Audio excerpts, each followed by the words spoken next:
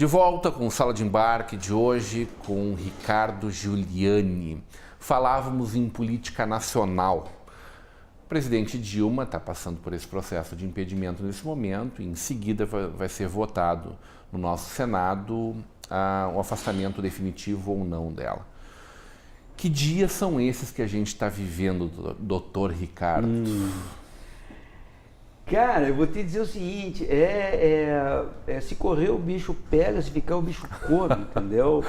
Porque Frank Temer, o temerário, entendeu? O conde da Transilvânia. Mas isso é uma empulhação nacional. É só pegar as manchetes de jornal, olha lá, no Vale do Sapateiro, vai vir agora os aumentos de impostos. Todos estão chegando de todas as maneiras. Está aí Cid, está aí agora a Padilha anunciando o custo do controle monetário, etc, etc, etc, etc, etc. Esse Temer é uma empulhação. Culpa da Dilma. Quem se reuniu, quem puxou essa aliança foi o PT. O Temer não está lá porque queria estar, ele também queria estar. De novo, o pragmatismo que tu falava antes. O pragmatismo é o ganhar por ganhar, o fazer de qualquer jeito e de qualquer maneira. Tá aí a consequência. Mas entrem no Google e vejam as fotografias do Cunha dando beijinho na Dilma. Tá aí para quem quiser ver. Eu digo assim, os tempos são os piores possíveis. Olha o que é o presidente da Câmara dos Deputados, aquele Maranhão. Isto é a cara da política brasileira. Então, assim, esta combinação de fatores, que são fatores de natureza pessoal, de natureza política, de natureza institucional, eles levam à seguinte situação, e eu tenho feito essa pergunta. Ora, quem não consegue ganhar de Temer e companhia vai empatar com quem? A dona Dilma está impeachada. Salvo se o Temer cometer mais tropelias das que já vem cometendo. Esse reajuste que deram para o judiciário, isso é um escárnio para o povo brasileiro. Mas olha a dívida dos estados, são 50 bilhões de reais para comprar o impeachment. E aí tentaram aprovar na Câmara dos Deputados a prioridade para votação, não conseguiram quórum.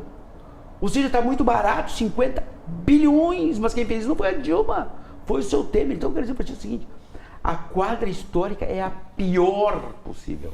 A gente assistiu agora a retirada do processo da urgência na votação no Congresso, especialmente na Câmara dos Deputados, do pacote anticorrupção da Dilma. O que representa isso? Isso representa o seguinte, quem pegar a legislação que está condenando na Lava Jato, vão encontrar ali embaixo a assinatura da Dilma e do Lula. Toda essa legislação, por incrível que pareça, é de autoria do último governo. Os dois últimos governos. Se nós pegarmos todas as denúncias da Lava Jato, das pessoas que estão tentando estourar a Lava Jato, todos são do PMDB, do Temer. Esses são os paradoxos que só a história poderá contar. Quem é quem? Olha o Renan Calheiros, tem 9 inquéritos admitidos no Supremo Tribunal Federal. Independente de onde vem, me parece que o pacote, ou essas medidas anticorrupção precisam acontecer. Precisam acontecer, mas precisam acontecer com seriedade e não com um foco que, do meu ponto de vista, ele está mais direcionado a dar respostas para a mídia do que propriamente para a vida real. Uhum. Os deputados parece que não querem isso mesmo. Mas eu acho assim, existem determinadas modificações institucionais que precisam ser feitas. Não é possível que um procurador da República, por ser procurador da República, destrua a vida de uma pessoa porque ele tem dúvidas sobre essa pessoa. É o que está acontecendo com o vazamento seletivo das delações premiadas. Não é possível isso aí. Entendeu? Então é necessário que o Brasil seja passado a limpo. É necessário que as pessoas saibam que a corrupção existe desde que o homem é homem. É por isso que existe a lei. Porque se o homem não fosse corrupto, não precisaria a lei. Então, se tu pegar desde Adão e Eva, sempre existe uma norma que diz: ô Adão, que história é essa de comer a maçã? Uhum. Então a corrupção sempre vai existir, significa que tu tens que ter uma institucionalidade séria, equilibrada. Olha o absurdo que foi a decisão do Supremo Tribunal Federal quando suspendeu o mandato do Cunha. Isso é um absurdo jurídico, está lá na Constituição. Eu não preciso gostar do deputado, mas deputado é deputado e ninguém pode suspender o seu mandato E o Supremo Tribunal Federal fez isso por 11-0. E está na Constituição, nem em estado de sítio se admite isso. Então essas idas e vindas institucionais no Brasil atual é que poderão determinar o caminho que nós vamos trilhar. O que tu vê de caminho para a esquerda trilhar? A esquerda, primeiro voltar para a esquerda, a esquerda volver. Eu escrevi um artigo na Zero Hora em 2011, cujo título é Esquerda Volver. Tu quer governo mais de direita do que foi o governo Tarso Genro? Então esquerda não é um carimbo, não é um rótulo e nenhuma fala. Esquerda, ser de esquerda, não é ser melhor do que ninguém. É ter uma opinião sobre a sociedade. Ser de esquerda é apanhar o valor igualdade e, a partir do valor igualdade, estabelecer um caminho de mundo. Ser de direita não é feio, é pegar um valor chamado liberdade e, a partir deste valor, conduzir uma ideia de mundo. E se diz esquerda e direita, porque na França revolucionária ficava à direita do presidente da mesa aqueles que conservavam o regime, e à esquerda do presidente da mesa aqueles que progrediam o regime. Progressistas e conservadores, esquerda e direita. E não esta imbecilidade que dizem por aí, que simplesmente rasga a história da civilização. Porque ser de esquerda ou de direita não é um arbitrário, é uma construção histórica. Então ser de esquerda é achar que a igualdade deve ser oferecida, permitida, franqueada a todos. E cada um, a partir das suas capacidades, anda. Já ser de direita é pensar que a liberdade de cada um pode construir a aventura de cada um. A esquerda brasileira deixou de existir. Por quê? Porque ela foi engolida por um pragmatismo voraz, por poder. E vou te dizer mais. Tu sabe por quê que só os 3 tesoureiros do PT estão presos e os outros tesoureiros dos outros partidos não estão presos? Porque são aprendizes de feiticeiro, são toscos, zero sofisticação. Este é o problema, e as pessoas não conseguem entender isso, porque é perseguição, não, é voracidade, sabe? Foram tomados por uma voracidade pragmática que envergonha, sabe? Os outros tesoureiros não praticaram a mesma coisa. Praticaram, mas com sofisticação. Aliás, quando Temer assume e Dilma vai para casa, os alunos vão para casa e assumem os professores. Falando em professores e alunos, a gente falou antes do deputado Marcel Van Hatten, citou ele em passagem. A gente está vivendo dias de uma discussão muito intensa da questão da escola sem partido. Que projeto é esse? Que ideia é esse? Que a gente falou muito em pragmatismo, né? Que princípios são esses que regem o que acontece hoje e o que está se buscando alterar com isso realmente, Ricardo? Esse projeto... Tu, como professor, pode falar de cátedra claro, isso, né? Claro. Quando eu chegava na aula, os meus alunos podem confirmar isso. Eu sempre dizia para os caras, gente, eu sou fundador do PT. Porque os meus alunos têm o direito de saber de onde eu venho, o que eu penso, o que eu professo, para onde eu quero ir. Eu preciso gostar de onde eu venho e para onde eu quero ir. Mas é um mínimo de honestidade eu me comportar assim com aqueles que vão ser meus alunos. Este projeto é de uma desonestidade única, porque ele pressupõe que as pessoas sejam folhas de alface. E isto é uma proposta ideológica seminazista. Se nós formos para os livros, para os cadernos goebbelianos, tu vai ver como Goebbels trabalhava esta ideia de não ter ideias como um elemento de constituição de uma nova cultura que era a cultura ariana pura. Aquela cultura que não tinha cheiro, mas que era o cheiro do nazismo. Este tipo de proposta tem nome, tem endereço, tem partido. Chama-se Olavo de Carvalho, Opus Dei. Chama-se uma proposta ideológica de extrema direita. Então, isso é de uma desonestidade única, por uma razão simples. Onde existe vida para ser ensinada, se não na escola? Onde existe tolerância para ser construída, se não na escola? Onde existe o respeito que deve ser dado, fazendo as diferenças entre os negros que construíram esse Brasil e nós caucasianos que os exploramos durante 200 anos, se não na escola. Mas é simples entender esses caras. Esses são os caras que negam escola para essas pessoas que estão lá na vila. Esses é os que dizem escola sem partido. Não. É aquelas pessoas sem escola e sem ideia e sem pensamento e sem capacidade crítica. Isso é de uma desonestidade única. Isto beira a estupidez.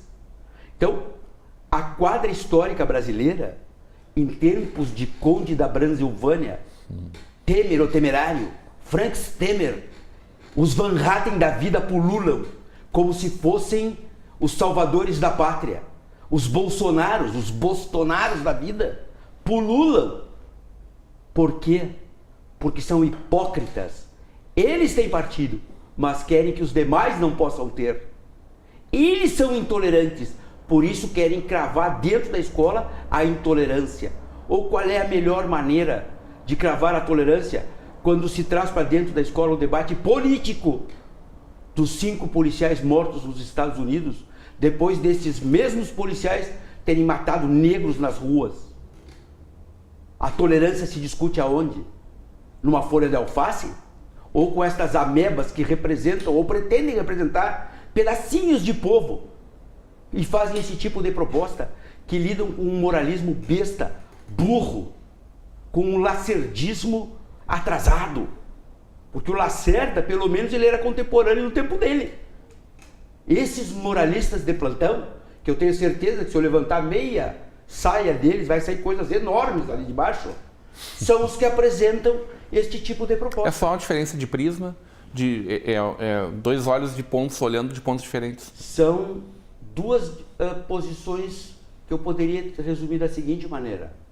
Uma faz como eu faço, abomina esse tipo de gente. A outra faz como eles fazem. Faz de conta que eu não disse nada. Cara de paisagem, mas com uma compreensão ideológica sobre o mundo que só pode vigir, acontecer, do ponto de vista deles, a partir da lógica da dominação, da lógica de um apartheid cultural que este tipo de proposta quer construir. Agora eu te asseguro o seguinte, a academia brasileira é tão enorme e tem tanta qualidade, a intelectualidade brasileira é tão qualificada que este tipo de gente, diria o Mário Quintana, né? Eles passarão, nós, passarinho. Estamos desembarcando da nossa viagem num outro lugar, num outro país, num Brasil dos nossos sonhos. Uhum. Que lugar é esse para o Ricardo Giuliani? É esse Brasil mesmo, sabe? É um Brasil cheio de idiosincrasias. Cheio de idiosincrasias, um país que saiba fazer perguntas. Quantos anos os mouros ficaram na Península Ibérica, sabe? Centenas de anos. 700. Portanto, só o tempo de ocupação moura na Península Ibérica é superior ao tempo de existência do nosso país. Os romanos ficaram na Bretanha 400 anos. Nós nos superamos só em 100 anos. Se eu somar mouros e romanos naquele torrão de velho mundo de cultura, são 1.100 anos, nós não temos 500 e poucos. Este é o país que nós temos e não é outro. O que nós precisamos é o quê? Menos hipocrisia. É saber que eu tenho defeitos. É terminar com essa gauchada que tem inveja dos outros. A gauchada é assim, eu estou triste porque o outro está feliz. Tem que terminar com isso. Eu não sou o centro do universo. A Pampaláxia é só uma figura de linguagem. Nós não existimos como galáxia ou como centro do universo.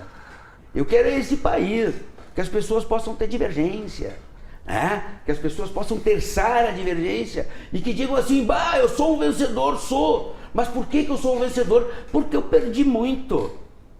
Nós precisamos aprender com as nossas derrotas, com as nossas vicissitudes. Nós somos bons. Quem morou lá fora, eu estudei lá fora, adoro o Brasil, porque nós somos muito melhores do que eles. Agora, por que é très chique se queimar 463 automóveis em Paris num protesto contra a previdência privada E no Brasil, uma manifestação pública é coisa de bandido e de incendiário. Porque nos Estados Unidos se fuzilam policiais e eles são the best. E nós que estamos aqui tentando salvar os policiais contra a nossa bandidagem e salvar os bandidos da própria polícia, somos tão ruins porque não temos snipers? Não, eu quero esse Brasil mesmo, mas sem cinismo, sem hipocrisia. Os Van Hatten da vida, que venham, eles são importantes, porque a gente tem que mostrar que a sociedade ela precisa ser plural. E que toda vez que qualquer intenção hegemonista acontecer pela direita ou pela esquerda, tu vai ter um povo cidadão capaz de eliminá-lo. Sempre uma provocação atrás da outra e uma conversa, um bate-papo delicioso. O bom desse programa do Sala de Embarque é que eu vou poder falar contigo várias vezes ao longo de um ano, porque é só ter um assunto importante para a gente debater e a gente vai voltar aqui e falar contigo. Se o assunto não for importante, pode me dar um. Obrigado pelo teu carinho, parabéns pelo espaço, que as pessoas venham aqui prestigiar ele. No mínimo, sábado de manhã, tomar um chimarrão aqui na frente. Tomar um chimarrão e falar mal dos outros. Eu espero que todo mundo aqui. Muito obrigado. Obrigado a você. Nossa Sala de Embarque volta na próxima semana com mais um bate-papo com você. Até lá.